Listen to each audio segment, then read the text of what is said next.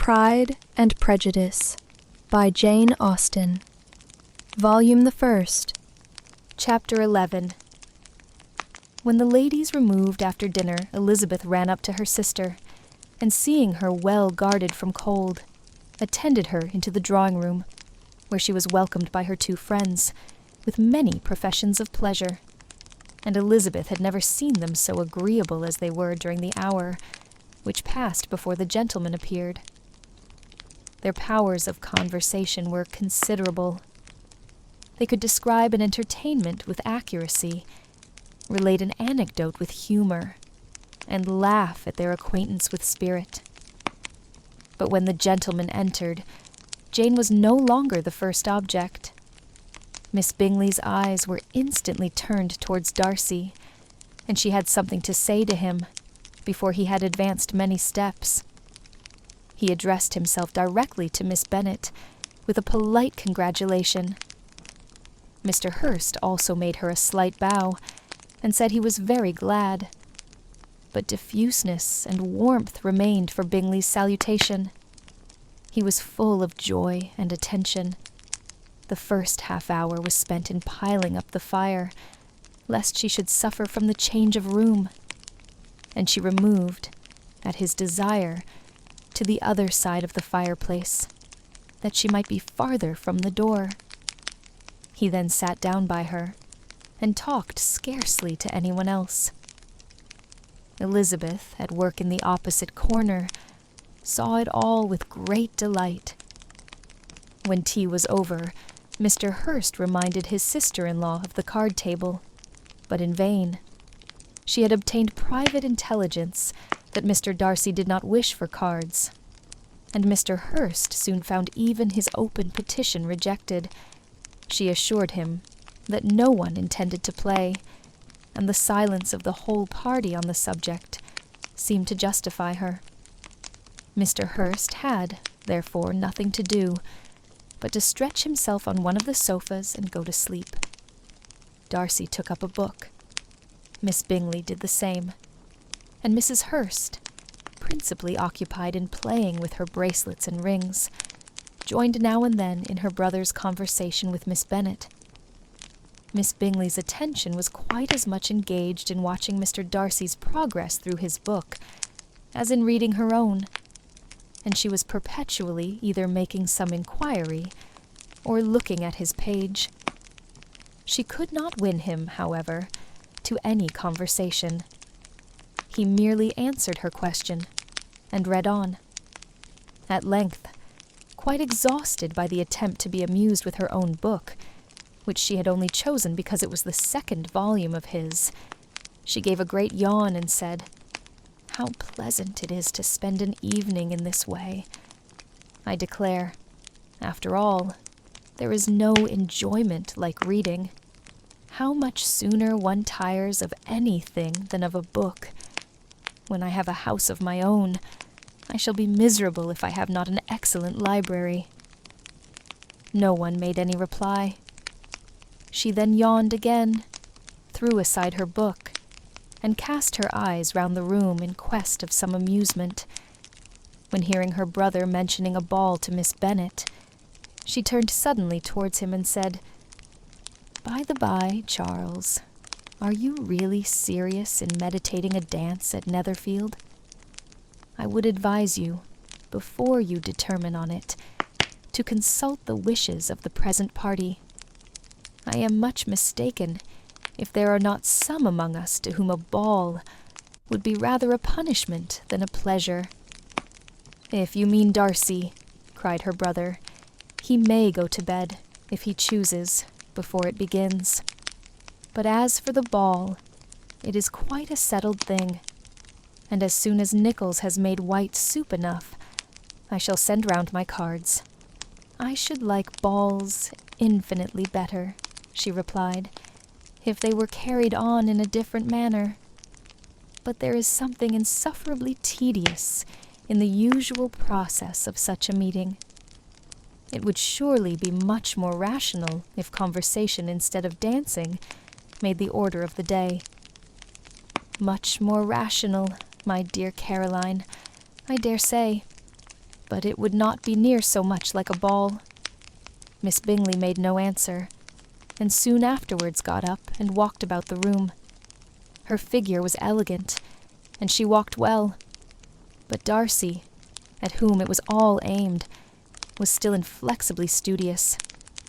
In the desperation of her feelings, she resolved on one effort more, and turning to Elizabeth, said, "Miss Eliza Bennet, let me persuade you to follow my example, and take a turn about the room. I assure you it is very refreshing after sitting so long in one attitude." Elizabeth was surprised, but agreed to it immediately. Miss Bingley succeeded no less in the real object of her civility. Mr. Darcy looked up. He was as much awake to the novelty of attention in that quarter as Elizabeth herself could be, and unconsciously closed his book. He was directly invited to join their party, but he declined it, observing that he could imagine but two motives for their choosing to walk up and down the room together, with either of which motives his joining them would interfere. What could he mean? She was dying to know what could be his meaning, and asked Elizabeth whether she could at all understand him. "Not at all," was her answer, "but depend upon it, he means to be severe on us, and our surest way of disappointing him will be to ask nothing about it." Miss Bingley, however, was incapable of disappointing Mr. Darcy in anything, and persevered, therefore, in requiring an explanation of his two motives.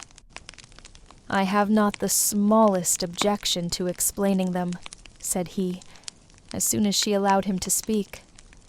"You either choose this method of passing the evening because you are in each other's confidence and have secret affairs to discuss, or because you are conscious that your figures appear to the greatest advantage in walking.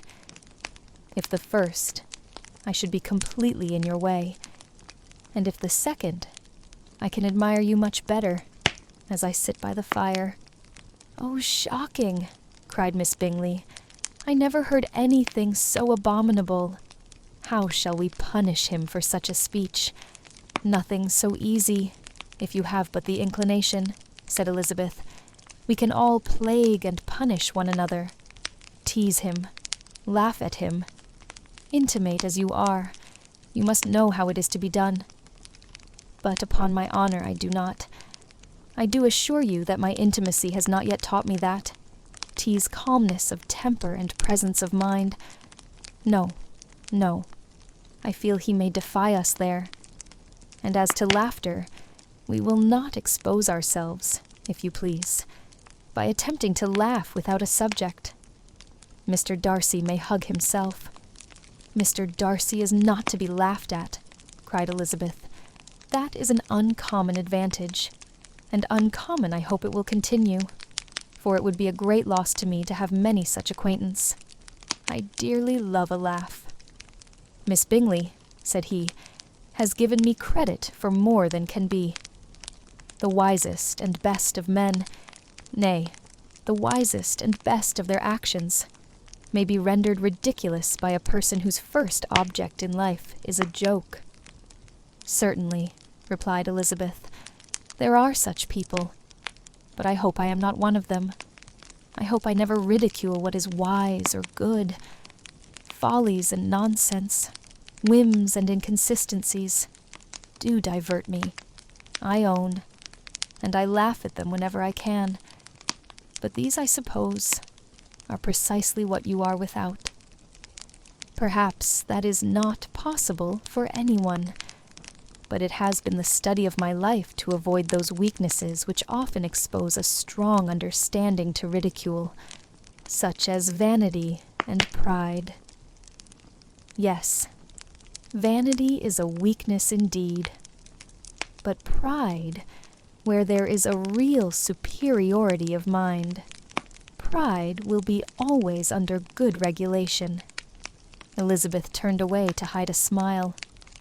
"Your examination of Mr. Darcy is over, I presume, said Miss Bingley. "And pray, what is the result?"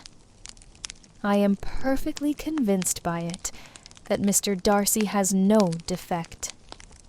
He owns it himself without disguise." "No," said Darcy, "I have made no such pretension. I have faults enough, but they are not, I hope, of understanding. My temper I dare not vouch for. It is, I believe, too little yielding, certainly too little for the convenience of the world. I cannot forget the follies and vices of others so soon as I ought, nor their offenses against myself. My feelings are not puffed about with every attempt to move them. My temper would perhaps be called resentful. My good opinion once lost is lost forever." "That is a failing indeed," cried Elizabeth. "Implacable resentment is a shade in a character. But you have chosen your fault well. I really cannot laugh at it. You are safe from me. There is, I believe, in every disposition, a tendency to some particular evil, a natural defect, which not even the best education can overcome. And your defect is a propensity to hate everybody. And yours," he replied with a smile, "is willfully to misunderstand them." "Do let us have a little music," cried Miss Bingley, tired of a conversation in which she had no share. "Louisa, you will not mind my waking Mr. Hurst." Her sister made not the smallest objection, and the pianoforte was opened, and Darcy, after a few moments' recollection, was not sorry for it. He began to feel the danger of paying Elizabeth too much attention. Chapter 12. In consequence of an agreement between the sisters, Elizabeth wrote the next morning to her mother, to beg that the carriage might be sent for them in the course of the day. But Mrs. Bennet, who had calculated on her daughters remaining at Netherfield till the following Tuesday, which would exactly finish Jane's week, could not bring herself to receive them with pleasure before. Her answer, therefore, was not propitious, at least not to Elizabeth's wishes, for she was impatient to get home. Mrs. Bennet sent them word that they could not possibly have the carriage before Tuesday, and in her postscript it was added that if Mr. Bingley and his sister pressed them to stay longer, she could spare them very well. Against staying longer, however, Elizabeth was positively resolved, nor did she much expect it would be asked, and fearful, on the contrary, of being considered as intruding themselves needlessly long, she urged Jane to borrow Mr. Bingley's carriage immediately, and at length it was settled that their original design of leaving Netherfield that morning should be mentioned, and the request made. The communication excited many professions of concern, and enough was said of wishing them to stay, at least till the following day to work on Jane. Until the morrow, their going was deferred. Miss Bingley was then sorry that she had proposed the delay, for her jealousy and dislike of one sister much exceeded her affection for the other. The master of the house heard with real sorrow that they were to go so soon, and repeatedly tried to persuade Miss Bennet that it would not be safe for her, that she was not enough recovered, but Jane was firm where she felt herself to be right. To Mr. Darcy, it was welcome intelligence. Elizabeth had been at Netherfield long enough. She attracted him more than he liked, and Miss Bingley was uncivil to her, and more teasing than usual to himself. He wisely resolved to be particularly careful that no sign of admiration should now escape him, nothing that could elevate her with the hope of influencing his felicity, sensible that, if such an idea had been suggested, his behavior during the last day must have material weight in confirming or crushing it. Steady to his purpose, He scarcely spoke 10 words to her through the whole of Saturday, and though they were at one time left by themselves for half an hour, he adhered most conscientiously to his book, and would not even look at her. On Sunday, after morning service, the separation so agreeable to almost all took place. Miss Bingley's civility to Elizabeth increased at last very rapidly, as well as her affection for Jane, and when they parted, after assuring the latter of the pleasure it would always give her to see her either at Longbourn or Netherfield, and embracing her most tenderly, she even shook hands with the former, Elizabeth took leave of the whole party in the liveliest spirits. They were not welcomed home very cordially by their mother. Mrs. Bennet wondered at their coming, and thought them very wrong to give so much trouble, and was sure Jane would have caught cold again. But their father, though very laconic in his expressions of pleasure, was really glad to see them. He had felt their importance in the family circle.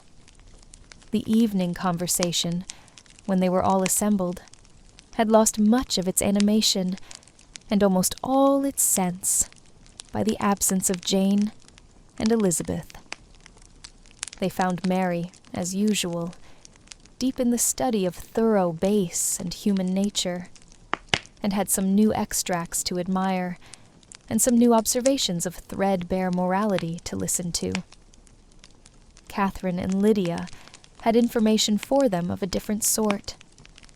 Much had been done, and much had been said, in the regiment since the preceding Wednesday. Several of the officers had dined lately with their uncle. A private had been flogged, and it had actually been hinted that Colonel Forster was going to be married.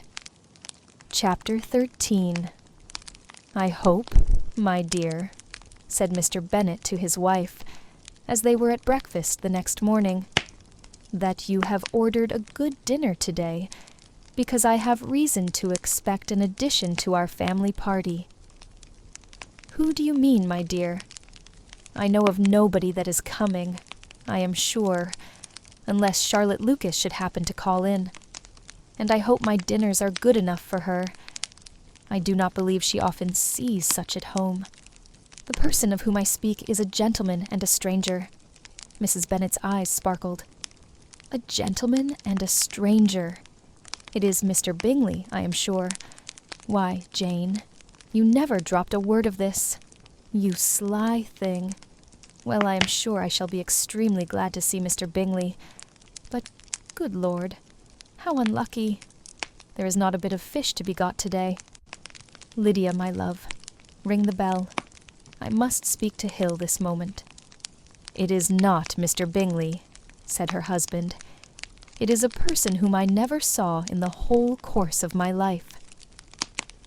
This roused a general astonishment, and he had the pleasure of being eagerly questioned by his wife and 5 daughters at once. After amusing himself some time with their curiosity, he thus explained, "About a month ago, I received this letter, and about a fortnight ago I answered it, for I thought it a case of some delicacy, and requiring early attention. It is from my cousin, Mr. Collins, who, when I am dead, may turn you all out of this house as soon as he pleases."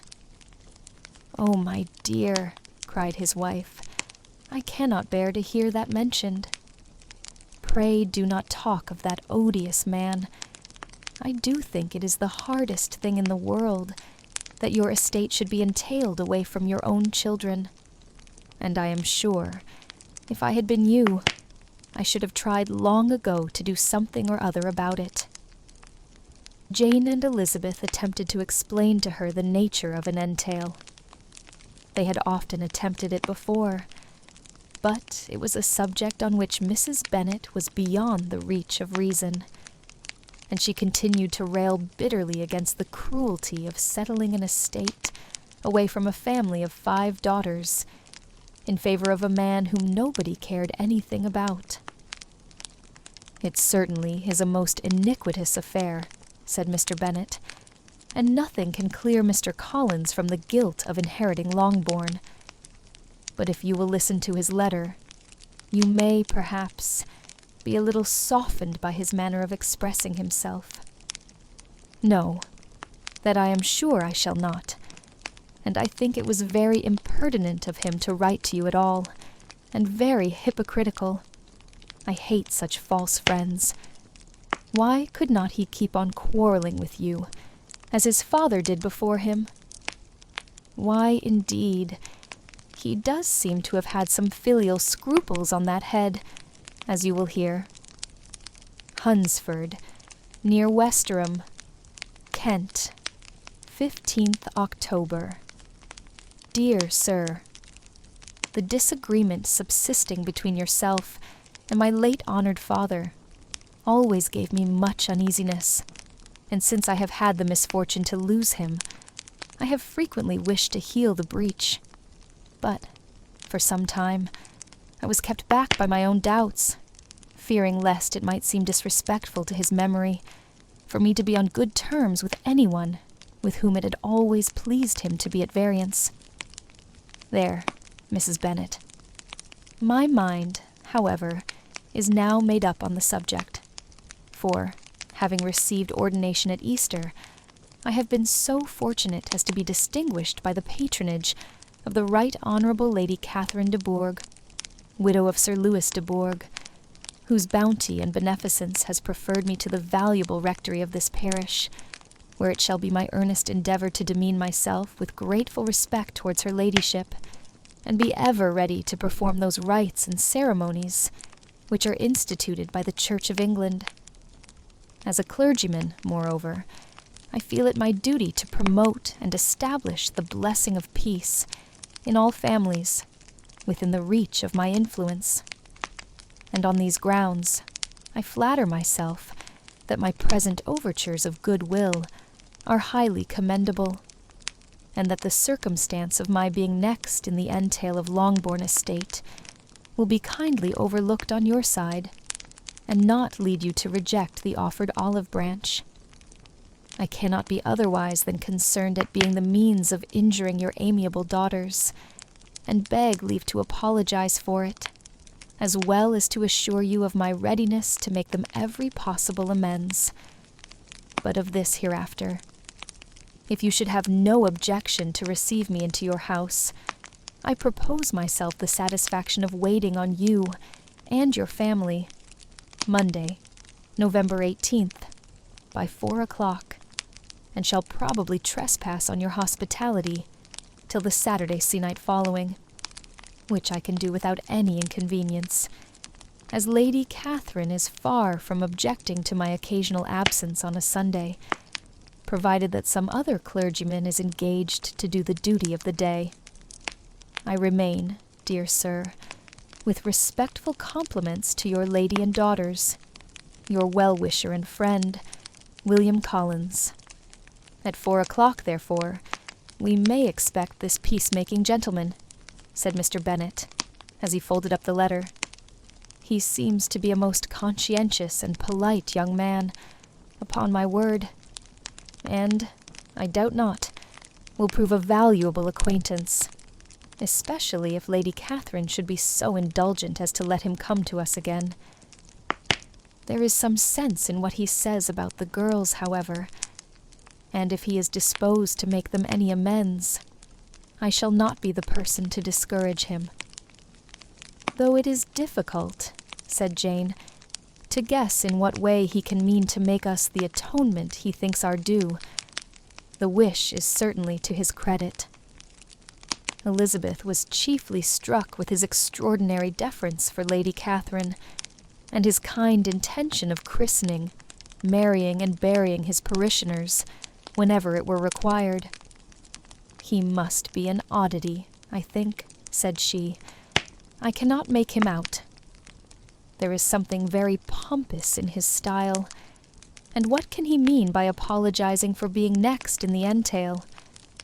We cannot suppose he would help it, if he could. Can he be a sensible man, sir? No, my dear, I think not. I have great hopes of finding him quite the reverse. There is a mixture of servility and self-importance in his letter, which promises well. I am impatient to see him." "In point of composition," said Mary, "his letter does not seem defective. The idea of the olive branch perhaps is not wholly new, yet I think it is well expressed. To Catherine and Lydia, neither the letter nor its writer were in any degree interesting. It was next to impossible that their cousin should come in a scarlet coat, and it was now some weeks since they had received pleasure from the society of a man in any other color. As for their mother, Mr. Collins's letter had done away much of her ill will, and she was preparing to see him with a degree of composure which astonished her husband and daughters. Mr. Collins was punctual to his time, and was received with great politeness by the whole family. Mr. Bennet indeed said little, but the ladies were ready enough to talk, and Mr. Collins seemed neither in need of encouragement, nor inclined to be silent himself. He was a tall, heavy-looking young man of 25. His air was grave and stately, and his manners were very formal. He had not been long seated before he complimented Mrs. Bennet on having so fine a family of daughters, said he had heard much of their beauty, but that, in this instance, fame had fallen short of the truth, and added that he did not doubt her seeing them all in due time well disposed of in marriage. This gallantry was not much to the taste of some of his hearers, but Mrs. Bennet, who quarreled with no compliments, answered most readily, "You are very kind, sir, I am sure, and I wish with all my heart it may prove so, for else they will be destitute enough. Things are settled so oddly.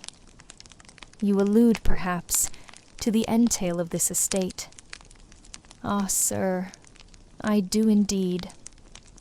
It is a grievous affair to my poor girls, you must confess. Not that I mean to find fault with you, for such things I know are all chance in this world. There is no knowing how estates will go when once they come to be entailed. I am very sensible, madam, of the hardship to my fair cousins, and could say much on the subject, but that I am cautious of appearing forward and precipitate. But I can assure the young ladies that I come prepared to admire them. At present, I will not say more, but perhaps when we are better acquainted." He was interrupted by a summons to dinner, and the girls smiled on each other. They were not the only objects of Mr. Collins's admiration. The hall, the dining room, and all its furniture were examined and praised, and his commendation of everything would have touched Mrs. Bennet's heart, but for the mortifying supposition of his viewing it all as his own future property. The dinner, too, in its turn, was highly admired, and he begged to know to which of his fair cousins the excellence of its cookery was owing. But here he was, set right by Mrs. Bennet, who assured him, with some asperity, that they were very well able to keep a good cook, and that her daughters had nothing to do in the kitchen. He begged pardon for having displeased her. In a softened tone, she declared herself not at all offended, but he continued to apologize for about a quarter of an hour. Chapter 14. One morning, about a week after Bingley's engagement with Jane had been formed, as he and the females of the family were sitting together in the dining-room, their attention was suddenly drawn to the window by the sound of a carriage, and they perceived a chaise and 4 driving up the lawn. It was too early in the morning for visitors, and besides, the equipage did not answer to that of any of their neighbors. The horses were post, and neither the carriage nor the livery of the servant who preceded it were familiar to them. As it was certain, however, that somebody was coming, Bingley instantly prevailed on Miss Bennet to avoid the confinement of such an intrusion, and walk away with him into the shrubbery. They both set off, and the conjectures of the remaining three continued, though with little satisfaction, till the door was thrown open, and their visitor entered. It was Lady Catherine de Bourgh. They were, of course, all intending to be surprised, but their astonishment was beyond their expectation, and on the part of Mrs. Bennet and Kitty, though she was perfectly unknown to them, even inferior to what Elizabeth felt. She entered the room with an air more than usually ungracious, made no other reply to Elizabeth's salutation than a slight inclination of the head, and sat down without saying a word. Elizabeth had mentioned her name to her mother on her ladyship's entrance, though no request of introduction had been made. Mrs. Bennet, all amazement, though flattered by having a guest of such high importance, received her with the utmost politeness. After sitting for a moment in silence, she said, very stiffly, to Elizabeth, "I hope you are well, Miss Bennet. That lady, I suppose, is your mother?" Elizabeth replied very concisely that she was. "And that, I suppose, is one of your sisters?" "Yes, madam," said Mrs. Bennet, delighted to speak to a Lady Catherine. "She is my youngest girl but one. My youngest of all is lately married, and my eldest is somewhere about the ground, walking with a young man, who, I believe, will soon become a part of the family." "You have a very small park here," returned Lady Catherine, after a short silence. "It is nothing in comparison of Rosings, my lady, I dare say, but I assure you it is much larger than Sir William Lucas's. This must be a most inconvenient sitting-room for the evening in summer. The windows are full west." Mrs. Bennet assured her that they never sat there after dinner, and then added, "May I take the liberty of asking your ladyship whether you left Mr. and Mrs. Collins well?" "Yes, very well. I saw them the night before last." Elizabeth now expected that she would produce a letter for her from Charlotte, as it seemed the only probable motive for her calling. But no letter appeared, and she was completely puzzled. Mrs. Bennet, with great civility, begged her ladyship to take some refreshment, but Lady Catherine very resolutely, and not very politely, declined eating anything, and then, rising up, said to Elizabeth, "Miss Bennet, there seemed to be a prettyish kind of a little wilderness on one side of your lawn. I should be glad to take a turn in it, if you will favor me with your company." "Go, my dear," cried her mother, "and show her ladyship about the different walks. I think she will be pleased with the hermitage." Elizabeth obeyed, and running into her own room for her parasol, attended her noble guest downstairs. As they passed through the hall, Lady Catherine opened the doors into the dining parlour and drawing-room, and pronouncing them, after a short survey, to be decent-looking rooms, walked on. Her carriage remained at the door, and Elizabeth saw that her waiting-woman was in it. They proceeded in silence along the gravel walk that led to the copse. Elizabeth was determined to make no effort for conversation with a woman who was now more than usually insolent and disagreeable. "How could I ever think her like her nephew?" said she, as she looked in her face. As soon as they entered the copse, Lady Catherine began in the following manner. "You can be at no loss, Miss Bennet, to understand the reason of my journey hither. Your own heart, your own conscience must tell you why I come." Elizabeth looked with unaffected astonishment. "Indeed, you are mistaken, madam," I have not been at all able to account for the honor of seeing you here." "Miss Bennet," replied her ladyship in an angry tone, "you ought to know that I am not to be trifled with. But, however insincere you may choose to be, you shall not find me so. My character has ever been celebrated for its sincerity and frankness, and in a cause of such moment as this, I shall certainly not depart from it. A report of a most alarming nature reached me 2 days ago. I was told that not only your sister was on the point of being most advantageously married, but that you, that Miss Elizabeth Bennet, would, in all likelihood, be soon afterwards united to my nephew, my own nephew, Mr. Darcy. Though I know it must be a scandalous falsehood, though I would not injure him so much as to suppose the truth of it possible, I instantly resolved on setting off for this place, that I might make my sentiments known to you." "If you believed it impossible to be true," said Elizabeth, coloring with astonishment and disdain, "I wonder you took the trouble of coming so far. What could your ladyship propose by it?"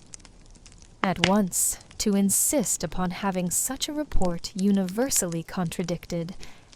Your coming to Longbourn, to see me and my family," said Elizabeth coolly, "will be rather a confirmation of it, if, indeed, such a report is in existence. If, do you then pretend to be ignorant of it? Has it not been industriously circulated by yourselves? Do you not know that such a report is spread abroad? I never heard that it was. And can you likewise declare that there is no foundation for it? I do not pretend to possess equal frankness with your ladyship. You may ask questions which I shall not choose to answer.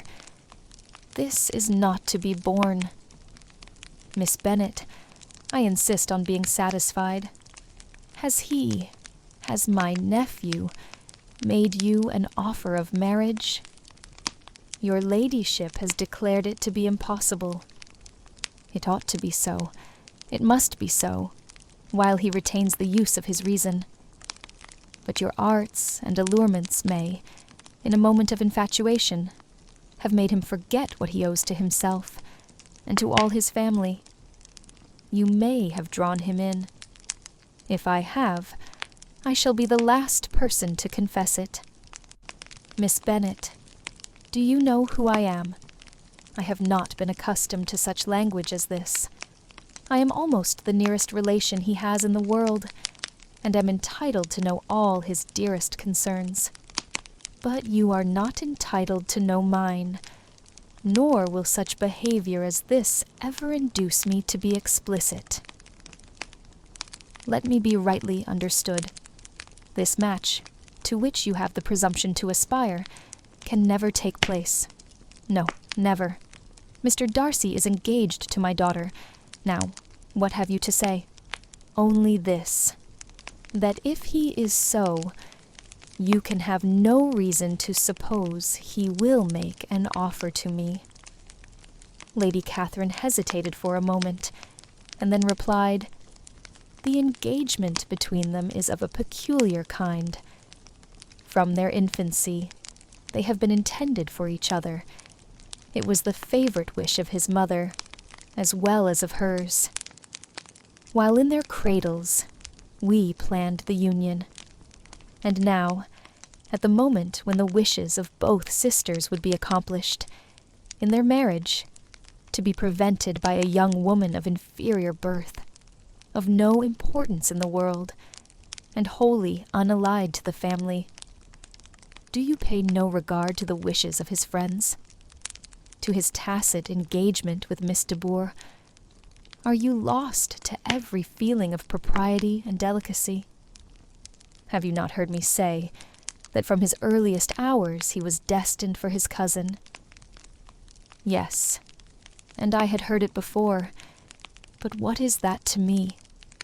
If there is no other objection to my marrying your nephew, I shall certainly not be kept from it by knowing that his mother and aunt wished him to marry Miss de Bourgh. You both did as much as you could in planning the marriage. Its completion depended on others. If Mr. Darcy is neither by honor nor inclination confined to his cousin, why is not he to make another choice? And if I am that choice, why may not I accept him?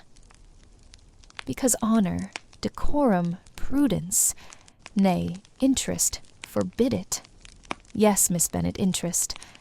For do not expect to be noticed by his family or friends if you willfully act against the inclinations of all. You will be censured, slighted, and despised by everyone connected with him. Your alliance will be a disgrace. Your name will never even be mentioned by any of us. These are heavy misfortunes, replied Elizabeth, but the wife of Mr. Darcy must have such extraordinary sources of happiness necessarily attached to her situation that she could, upon the whole, have no cause to repine. Obstinate, headstrong girl, I am ashamed of you. Is this your gratitude for my attentions to you last spring? Is nothing due to me on that score? Let us sit down. You are to understand, Miss Bennet, that I came here with the determined resolution of carrying my purpose, nor will I be dissuaded from it. I have not been used to submit to any person's whims. I have not been in the habit of brooking disappointment. That will make your ladyship's situation at present more pitiable, but it will have no effect on me. I will not be interrupted. Hear me in silence. My daughter and my nephew are formed for each other. They are descended, on the maternal side, from the same noble line, and, on the father's, from respectable, honorable, and ancient, though untitled families. Their fortune on both sides is splendid. They are destined for each other by the voice of every member of their respective houses. And what is to divide them? The upstart pretensions of a young woman without family, connections, or fortune. Is this to be endured? But it must not, shall not be. If you were sensible of your own good, you would not wish to quit the sphere in which you have been brought up. In marrying your nephew, I should not consider myself as quitting that sphere. He is a gentleman. I am a gentleman's daughter. So far we are equal. True. You are a gentleman's daughter. But who was your mother? Who are your uncles and aunts? Do not imagine me ignorant of their condition. Whatever my connections may be, said Elizabeth, if your nephew does not object to them, they can be nothing to you. Tell me, once for all, are you engaged to him? Though Elizabeth would not, for the mere purpose of obliging Lady Catherine, have answered this question, she could not but say, after a moment's deliberation, I am not. Lady Catherine seemed pleased. And will you promise me never to enter into such an engagement? I will make no promise of the kind. Miss Bennet, I am shocked and astonished. I expected to find a more reasonable young woman. But do not deceive yourself into a belief that I will ever recede. I shall not go away till you have given me the assurance I require, and I certainly never shall give it.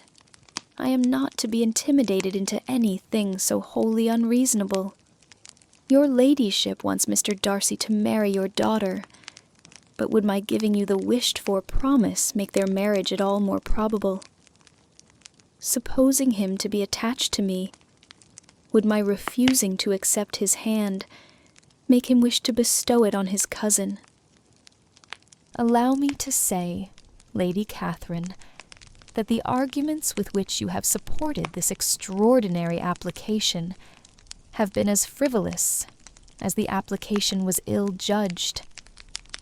You have widely mistaken my character, if you think I can be worked on by such persuasions as these.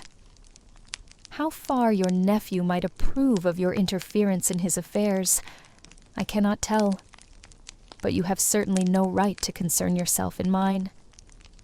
I must beg, therefore, to be importuned no farther on the subject. Not so hasty, if you please. I have by no means done. To all the objections I have already urged, I have still another to add. I am no stranger to the particulars of your youngest sister's infamous elopement. I know it all, that the young man's marrying her was a patched-up business, at the expense of your father and uncle. And is such a girl to be my nephew's sister? Is her husband, who is the son of his late father's steward, to be his brother? Heaven and earth, of what are you thinking? Are the shades of Pemberley to be thus polluted? You can now have nothing further to say, she resentfully answered. You have insulted me in every possible method. I must beg to return to the house. And she rose as she spoke. Lady Catherine rose also, and they turned back. Her ladyship was highly incensed. You have no regard, then, for the honor and credit of my nephew. Unfeeling, selfish girl. Do you not consider that a connection with you must disgrace him in the eyes of everybody? Lady Catherine, I have nothing further to say. You know my sentiments. You are then resolved to have him? I have said no such thing. I am only resolved to act in that manner, which will, in my own opinion, constitute my happiness, without reference to you, or to any person so wholly unconnected with me. It is well. You refuse, then, to oblige me. You refuse to obey the claims of duty, honor, and gratitude. You are determined to ruin him in the opinion of all his friends, and make him the contempt of the world. Neither duty, nor honor, nor gratitude, replied Elizabeth, has any possible claim on me, in the present instance. No principle of either would be violated by my marriage with Mr. Darcy, and with regard to the resentment of his family, or the indignation of the world, if the former were excited by his marrying me, it would not give me one moment's concern, and the world in general would have too much sense to join in the scorn. And this is your real opinion. This is your final resolve. Very well. I shall now know how to act. Do not imagine, Miss Bennet, that your ambition will ever be gratified. I came to try you. I hoped to find you reasonable. But depend upon it, I will carry my point. In this manner Lady Catherine talked on till they were at the door of the carriage, when, turning hastily round, she added, I take no leave of you, Miss Bennet. I send no compliments to your mother. You deserve no such attention. I am most seriously displeased. Elizabeth made no answer, and without attempting to persuade her ladyship to return into the house, walked quietly into it herself. She heard the carriage drive away as she proceeded upstairs. Her mother impatiently met her at the door of the dressing-room to ask why Lady Catherine would not come in again and rest herself. She did not choose it, said her daughter. She would go. She is a very fine-looking woman, and her calling here was prodigiously civil, for she only came, I suppose, to tell us the Collinses were well. She is on her road somewhere, I dare say, and so, passing through Meryton, thought she might as well call on you. I suppose she had nothing particular to say to you, Lizzie. Elizabeth was forced to give in to a little falsehood here, for to acknowledge the substance of their conversation was impossible. Chapter 15. The discomposure of spirits which this extraordinary visit threw Elizabeth into could not be easily overcome, nor could she for many hours learn to think of it less than incessantly. Lady Catherine, it appeared, had actually taken the trouble of this journey from Rosings, for the sole purpose of breaking off her supposed engagement with Mr. Darcy. It was a rational scheme, to be sure, but from what the report of their engagement could originate, Elizabeth was at a loss to imagine, till she recollected that his being the intimate friend of Bingley, and her being the sister of Jane, was enough, at a time when the expectation of one wedding made everybody eager for another, to supply the idea. She had not herself forgotten to feel that the marriage of her sister must bring them more frequently together. And her neighbors at Lucas Lodge, therefore, for through their communication with the Collinses, the report, she concluded, had reached Lady Catherine, had only set that down as almost certain and immediate, which she had looked forward to as possible at some future time. In revolving Lady Catherine's expressions, however, she could not help feeling some uneasiness as to the possible consequence of her persisting in this interference. From what she had said of her resolution to prevent their marriage, it occurred to Elizabeth that she must meditate an application to her nephew, and how he might take a similar representation of the evils attached to a connection with her she dared not pronounce.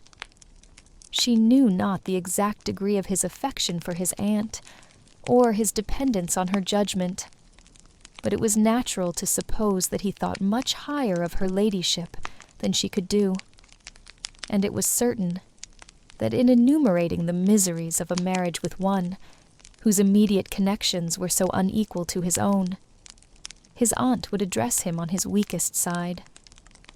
With his notions of dignity, he would probably feel that the arguments, which to Elizabeth had appeared weak and ridiculous, contained much good sense and solid reasoning. If he had been wavering before as to what he should do, which had often seemed likely, the advice and entreaty of so near a relation might settle every doubt, and determine him at once to be as happy as dignity unblemished could make him. In that case, he would return no more. Lady Catherine might see him in her way through town, and his engagement to Bingley of coming again to Netherfield must give way. If, therefore, an excuse for not keeping his promise should come to his friend within a few days, she added, I shall know how to understand it.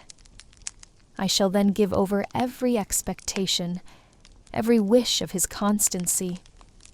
If he is satisfied with only regretting me, when he might have obtained my affections in hand, I shall soon cease to regret him at all. The surprise of the rest of the family, on hearing who their visitor had been, was very great, but they obligingly satisfied it with the same kind of supposition which had appeased Mrs. Bennet's curiosity, and Elizabeth was spared from much teasing on the subject. The next morning, as she was going downstairs, she was met by her father, who came out of his library with a letter in his hand. "Lizzie," said he, "I was going to look for you. Come into my room."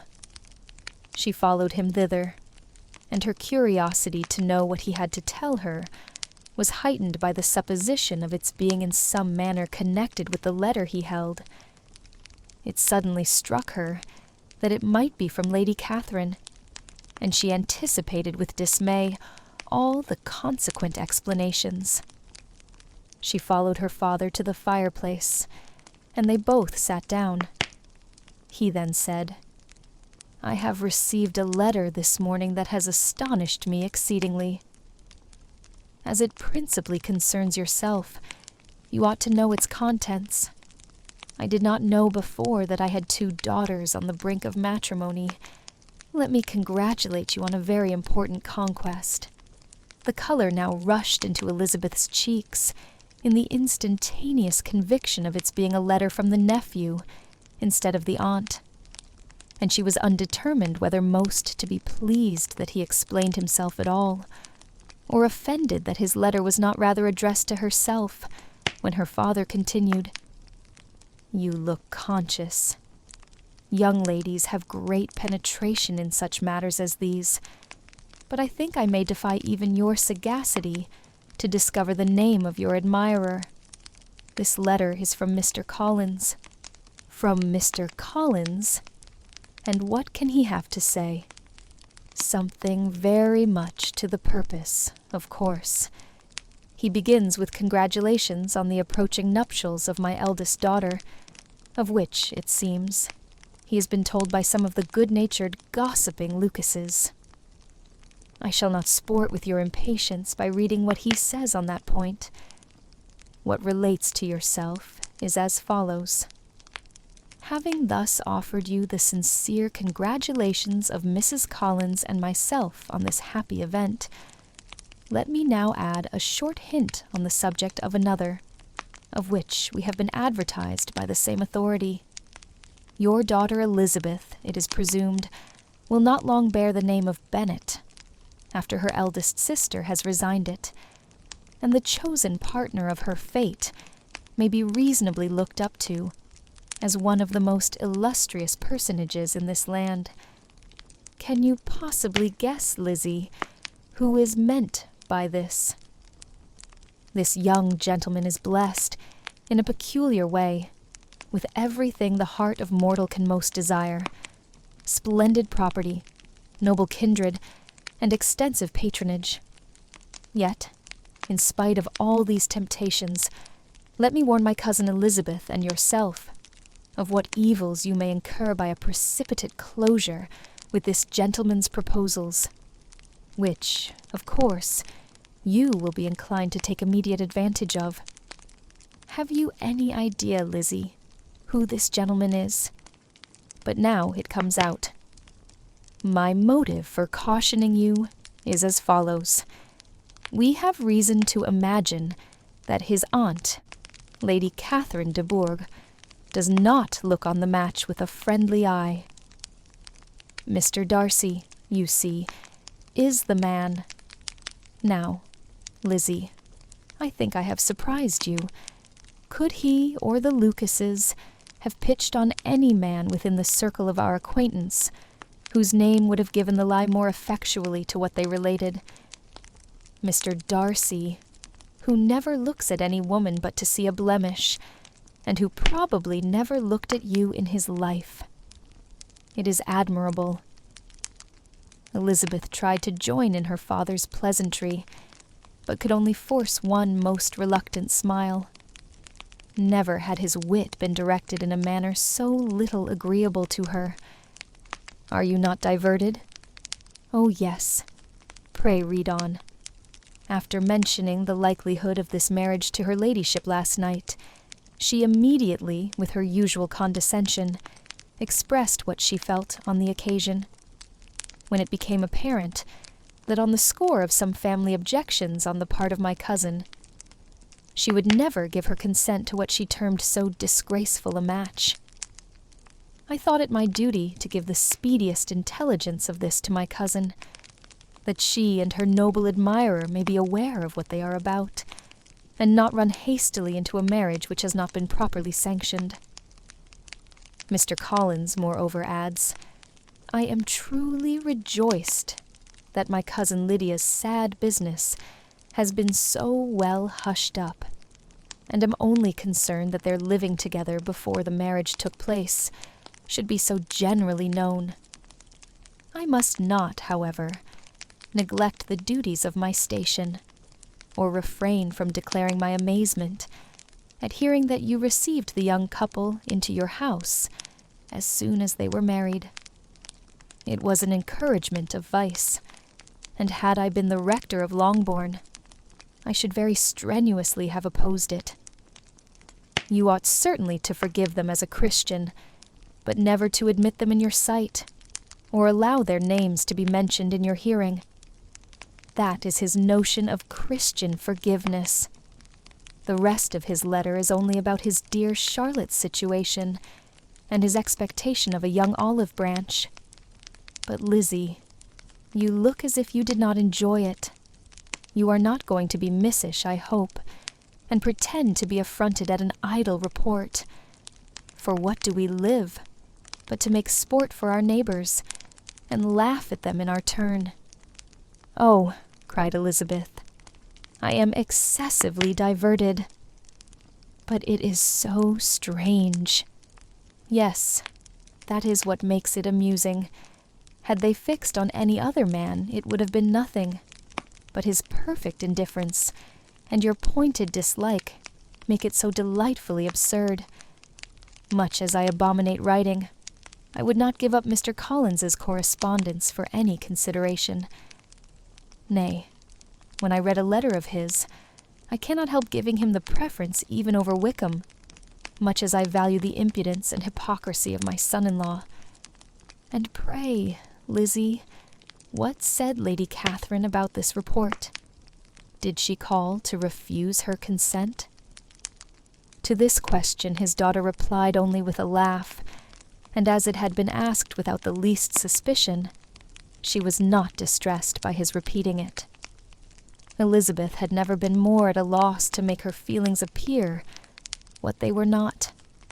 It was necessary to laugh when she would rather have cried. Her father had most cruelly mortified her by what he said of Mr. Darcy's indifference, and she could do nothing but wonder at such a want of penetration, or fear that, perhaps, instead of his seeing too little, she might have fancied too much.